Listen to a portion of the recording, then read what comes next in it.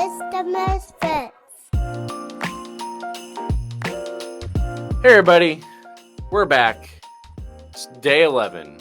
2 days left. 2 days until left Christmas. until Christmas. 2 more days of misfitting around. Mm-hmm. Brandon is at 4 points. You think you can make it to 6? I'm shooting for 5. We'll be honest. I'll go 50-50 here. You're just hoping for half a point the next 2 days. So let's see how it goes. Reach in. You've got 2 left in there. Let's see what we're dealing with today. All right. Today we're going to be in Micah chapter 5. Micah 5. Verses 1 through 9. All right. So Micah chapter 5. What are our verses here? 1 through 9. 1 through 9. Yes, 1 through 9. All right. So Micah 5, 1 through 9. Oh, sorry. That's Romans 5. There we go. Micah 5, 1 through 9. Now muster your troops, O daughter of troops. Siege is laid against us. With a rod they strike the judge of Israel on the cheek. But you, O Bethlehem, Ephrathah, you are too little to be among the clans of Judah. From you shall come forth from me one who is to be ruler in Israel, whose coming forth is from of old, from ancient days. Therefore he shall give them up against the time when she who is in labor has given birth, and the rest of the brothers shall return to the people of Israel. And he shall stand and shepherd his flock in the strength of the Lord, in the majesty of the name of the Lord his God. And they shall dwell secure from now. He shall be great to the ends of the earth, and he shall be their peace. When the Assyrians come into their land and treads in their palaces, then we will raise against him 7 shepherds and 8 princes of men. And they shall shepherd the land of Assyria from the sword, and the land of Nimrod at its entrances.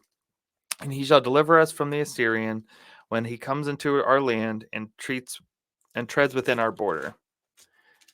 Then the remnants of Jacob shall be in the midst of many people, like dew from the Lord, like showers of the grass, which delay not for a man, nor wait for the children of man. And the remnant of Jacob shall be among the nations, in the midst of many people, like a lion among the beasts of the forest, like a young lion among the flocks of sheep, which, when it goes through, treads down and tears in pieces, and there is none to deliver. Your hand shall be lifted up over your adversaries, and your enemies shall be cut off. So this is another one that should be pretty easy. It's another one that you've Should guessed be. multiple times. And just like yesterday, it's one that you got half a point from when you said it earlier. So go through, look at it. It should be somewhat obvious if you don't overthink it. Again, I'm still wrestling through them in my head on some of these. I'm like, is this a carol or just a Christmas Well, song? you got half a point for this Last earlier, time, okay. So it's definitely a carol. All right. There's 3 that are stuck in my head. I am debating. I don't know if I'm just saying this to get half points. All right. Well, what do we got? We'll start with the 3, and then I'll pick one. We'll go with that. Silent Night. Oh, Holy Night. Because those 2 get confusing. Well, we already did a Holy Night. Okay. So thank you for the help there. And then Little Town of Bethlehem. And I don't think that's a carol. So it is a carol. Okay. And that's where you got your half a point last time. Right. So let's walk through. Silent Night. Why do you think Silent Night? I'm thinking the part of the song. Again, maybe I'm mixing up with the Holy Night. About the shepherds.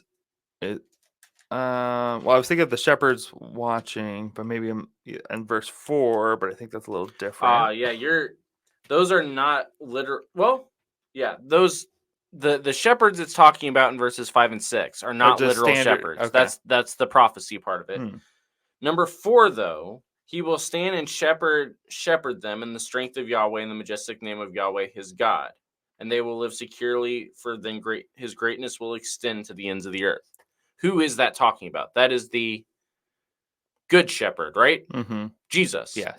So that is part of the Christmas side of the prophecy. But that is not Silent Night. It's much more O Holy Night that you were thinking of there. See, those two just... But why O Little Town of Bethlehem?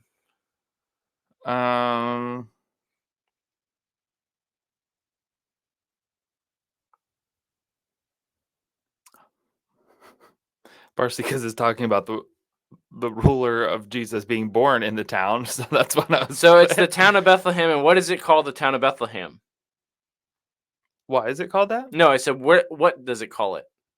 It says Bethlehem Ephratah, Yeah, you are you're what? Too little to be among the clans of Judah. So it literally says, O little town of Bethlehem, doesn't it? I guess it does, yes.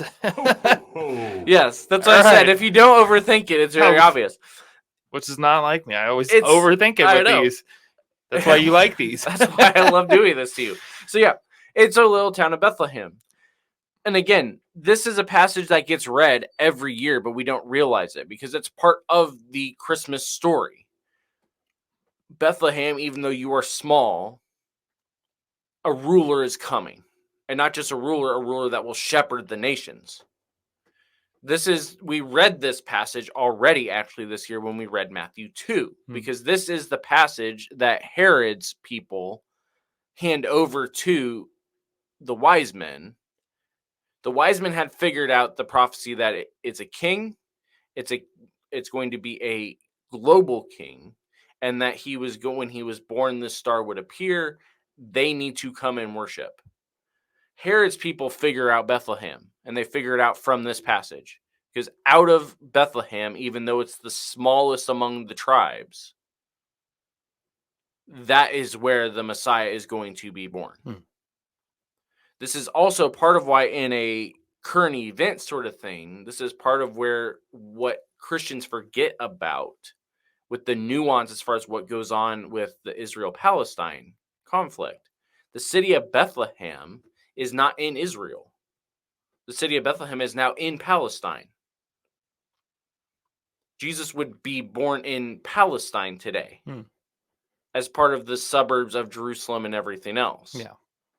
So the city itself is still a major thing, even though it was always the small town.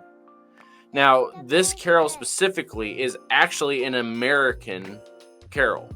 That's part of why you probably are thinking, is it a song or a carol? Yes. Written by Charles Myers, 1868 in Philadelphia. And it was originally just written for Sunday school. His Sunday school class, he needed a poem, so he wrote it.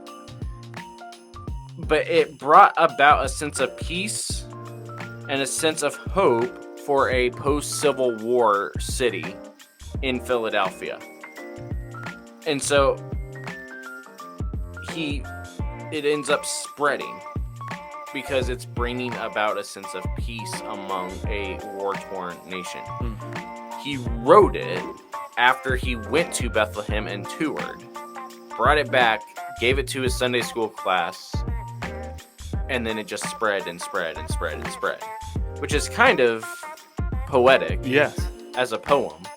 True. Considering the poem is about the passage of where the littlest town is going to spread out everywhere.